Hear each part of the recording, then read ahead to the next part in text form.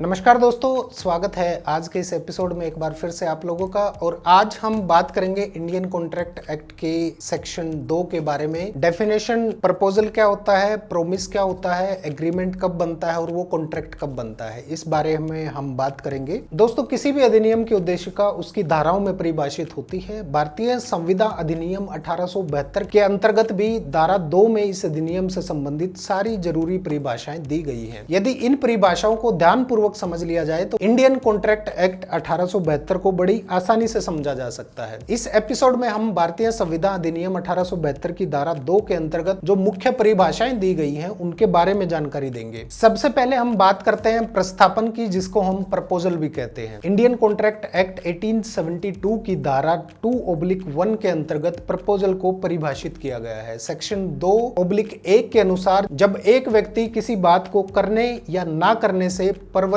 रहने की अपनी रजामंदी किसी अन्य को इस दृष्टि से संज्ञापित करता है, देता है या प्रेषित करता है जिसके बदले उस व्यक्ति को उसकी अनुमति या सहमति प्राप्त हो, या ऐसे कार्य या प्रवृत्ति के प्रति दूसरे व्यक्ति की अनुमति अभिप्राप्त करे, तो वो प्रस्तावना करता है या प्रपोजल देना कहा जाएगा। प्रस्तावना करने वाले व्यक्ति को वचनदाता कहा जाता है और प्रस्तावना को प्रतिग्रहित करने वाले व्यक्ति को वचन ग्राहिता कहा जाता है। यहाँ पर प्रस्ताव का तात्पर्य विधिक प्रक्रिया सर्जित करने का होना चाहिए। यदि पक्षकारों की इच्छा विधिक संबंध सर्जित करने की ना हो तो ऐसी स्थिति में एक प्रवर्तनीय संविदा प्रकाश में नहीं आ पाती, मतलब आपका प्रपोजल या एग्रीमेंट एक लीगल रिलेशनशिप में नहीं आ पाता। इसलिए पक्षकारों का आशय सदैव विधिक संबंध की स्थापना से होना चाहिए। जहां पक्षकारों का आशय विधिक संबंध सर्जित करने का नहीं होता, वहां विधि मान्य संविदा अस्तित्व में नहीं मानी जाती, अस्तित्ववान नहीं मानी जाती, यानी आपका प्रपोजल या कॉन्ट्रैक्ट लीगली वैलिड नहीं माना जाता। किसी भी कॉन्ट्रैक्ट में आशय या इंटेंशन का बहुत बड़ा रोल होता है। विधिक संबंध सृजित करने का कोई आशय जरूर होना चाहिए। जैसे यदि कोई पति अपनी पत्नी को सोने के आभूषण दिलवाने का वचन देता है लेकिन वो उन आभूषणों को पत्नी को नहीं दिलवा पाता, ऐसी परिस्थिति में यहाँ कोई विधि पूर्ण संविधान नहीं होगी, क्योंकि पति की ओर से किसी विधिक सर्जन के लिए प्रस्थापन नहीं किया गया था या प्रपोजल नहीं दिया गया था। जब भी कोई व्यक्ति प्रस्थापन करता है तो ऐसी परिस्थिति में उसके द्वारा की गई प्रस्थापना की सूचना उस प्रस्थापना को प्रतिग्रहित करने वाले व्यक्ति को प्राप्त होनी चाहिए। अगर अधिसूचना प्राप्त नहीं हुई है तो ऐसी परिस्थिति में प्रस्थापना वैलिड नहीं मानी जाती, क्योंकि इस धारा में यह साफ साफ कहा गया है कि जन सूचना संज्ञापित होनी चाहिए। अब बात करते हैं इंडियन कॉन्ट्रैक्ट एक्ट की धारा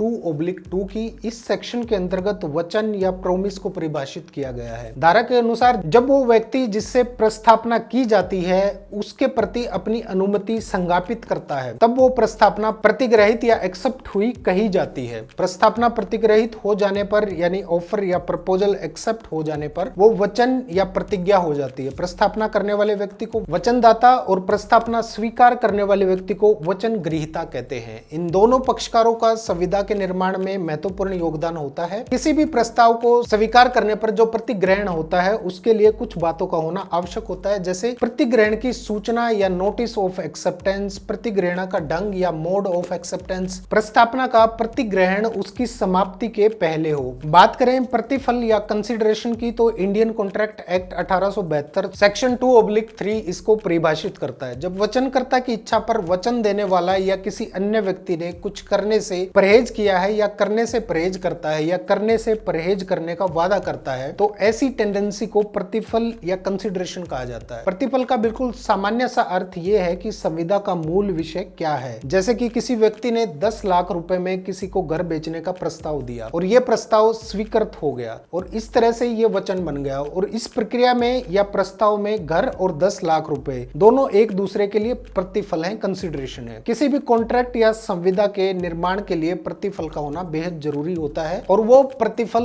वैध होना चाहिए, क्योंकि प्रतिफल के बिना किया गया करार शून्य होता है। प्रतिफल का सिद्धांत अंग्रेजी विधि में 12वीं शताब्दी से 16वीं शताब्दी के बीच विकसित हुआ था। अंग्रेजी विधि से पहले संविदा औपचारिक यानी फॉर्मल हुआ करती थी, यानी कॉन्ट्रैक्ट से संबंधित दस्तावेजों पर दोनों पक्षकारों के हस्ताक्षर होते थे। उस समय एक और संविदा प्रचलन में थी जिसे वास्तविक संविदा के रूप में जाना जाता था। लेकिन जैसे जैसे सभ्यता का विकास हुआ, प्रतिफल को अनौपचारिक रूप से विधि मान्य करने की जरूरत महसूस हुई और प्रतिफल को एक परिवर्तनीय औपचारिक प्रतिज्ञा के रूप में स्वीकृत किया गया और धीरे धीरे प्रतिफल को संविदा के एक आवश्यक भाग के रूप में मान्यता मिली। सेक्शन 2/4 में करार या एग्रीमेंट को परिभाषित किया गया है। इस धारा के अंतर्गत हर एक वचन और ऐसे वचनों का हर एक संवर्ग या क्लास जो एक दूसरे के लिए प्रतिफल या कंसिडरेशन हो वो करार होगा। सेक्शन 50 में भी करार के संबंध में बताया गया है और कहा गया है कि ऐसे वचन या वचनों के समूह से है जो एक दूसरे के प्रतिफल हैं। करार के संबंध में कोई लोकहित, कोई रूढ़ि, कोई प्रथा या विधि द्वारा परिवर्तनीय होने का कोई प्रश्न नहीं होता। एक ओर से स्थापना की जाती है जिसे वचनदाता कहा जाता है और दूसरी ओर से उस प्रस्थापना को स्वीकार किया जाता है जिसे वचन ग्रहीता कहा जाता है। और अगर कोई प्रतिफल तय किया जाता है तो वो करार बन जाता है और किसी भी करार के होने के लिए उसका विधि द्वारा परिवर्तनीय होना आवश्यक नहीं होता। जैसे कि एक व्यक्ति किसी दूसरे व्यक्ति की हत्या करने के लिए कहता है और प्रतिफल के रूप में उसे कुछ रुपए देने के लिए कहता है। अब ये करार है और भले ही ये विधि द्वारा परिवर्तनीय नहीं है लेकिन ये करार है क्योंकि यहाँ प्रतिफल विद्यमान है। सेक्शन 2/5 के अंतर्गत शून्य करार या वॉइड एग्रीमेंट की परिभाषा दी गई है। इसके अनुसार वो करार जो विधि द्वारा परिवर्तनीय नहीं है वो शून्य करार कहलाता है। सेक्शन 2/6 संविदा या कॉन्ट्रैक्ट को परिभाषित करता है। इस धारा के अंतर्गत जो करार विधि द्वारा परिवर्तनीय हो वो संविदा है। यहाँ पर बहुत कम शब्दों में संविदा की परिभाषा प्रस्तुत की गई है जहाँ स्पष्ट कह दिया गया है कि कोई भी करार जो संविदा द्वारा परिवर्तनीय हो अर्थात जिसे न्यायालय में जाकर इन्फोर्स कराया जा सके ऐसा करार संविदा होता है, वो कॉन्ट्रैक्ट होता है।